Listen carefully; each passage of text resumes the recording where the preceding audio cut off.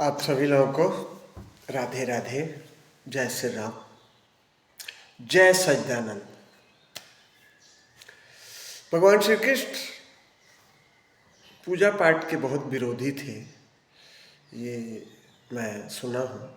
क्योंकि जब जब इंद्र की पूजा के लिए भगवान कृष्ण ने जो है मना कर दिया गोकुल वासियों को, तो इंद्र बताते हैं कि कुपित होके इतना पानी बरसाए कि उन्होंने गोकुल को डुबाने का मन बनाया।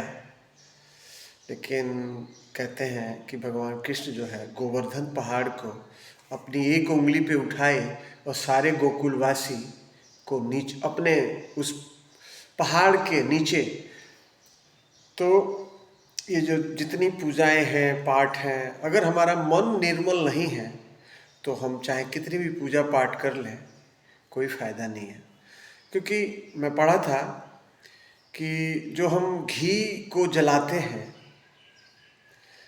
उससे ज़्यादा पुण्य हमें तब मिलेगा किसी गरीब आदमी को हम खाना खिलाएं, और किसी की अगर हम मदद करते हैं तो उससे ज़्यादा पुण्य मिलेगा। लेकिन ये संसार है, यहाँ हर आदमी को अपनी अपनी इच्छाएं हैं और आदमी मांगता रहता है। इसीलिए मैं कहता हूँ कि इस संसार में दो तरह के लोग हैं। एक तो मंदिर के अंदर भगवान से मांगते हैं और एक मंदिर के बाहर होकर इंसान से मांगते हैं, और यही है संसार। हाँ ठीक है, जिसके हाथ पैर नहीं है वो भीख मांगे, कोई बात नहीं। लेकिन जिसके हाथ पैर सलामत है वो अपना कर्म करते हुए भी खाए और दूसरे को भी खिलाए।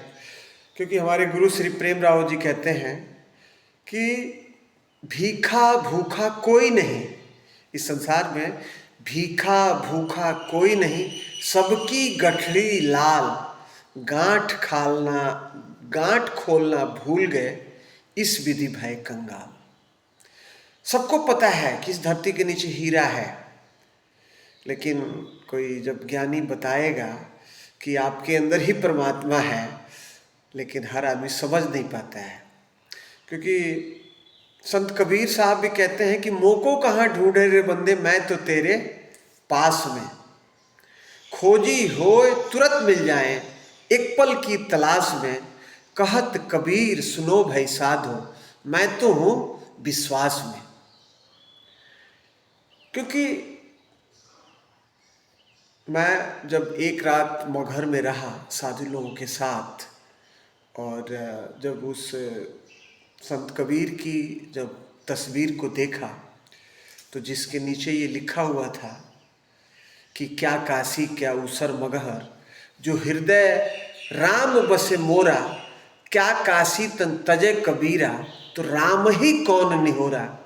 क्योंकि आज भी काशी में ये हमारी आस्था है कि लोग जो यहाँ मरेंगे वो स्वर्ग जाएंगे, और मगहर में जो मरेंगे उनका अगला जीवन गधे का होगा।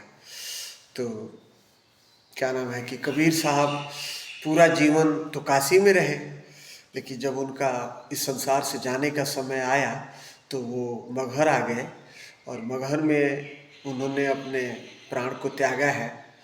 और लिखने वाले तो यही लिखा है कि वहाँ सिर्फ फूल मिले, और उस फूल को उस समय के राजा थे बिजली खां पठान मगहर के, और काशी के राजा थे वीर सिंह बघेल। तो ये दोनों लोगों ने जो है आपस में आधा आधा बांट लिया, और वीर सिंह बघेल जी ने वहाँ काशी में मंदिर बनाया है, और बिजली खां पठान ने यहाँ मगहर में मस्जिद भी है, मंदिर भी है और समाधि भी है। तो आज पूरा जीवन संत कबीर को मैं पढ़ा था कि पूरा जीवन वो खेस बुनते थे, और उससे जो मिलता था उनका वो खुद भी खाते थे और ज्ञानी लोगों को खिलाते भी थे। तो मेरा तो मानना है कर्म पे विश्वास होना चाहिए, और हमें अपना कर्म करना चाहिए। कर्म करने के बाद यहाँ से जाने के बारे में भी सोचना चाहिए कि हमारा असली घर जो है वो शमशान में ही है। बाकी तो ये अस्थाई पता है, असली जो पता है वो शमशान है। तो प्लीज़ आप सभी लोगों को राधे राधे, जय श्री राम और जय सच्चिदानंद।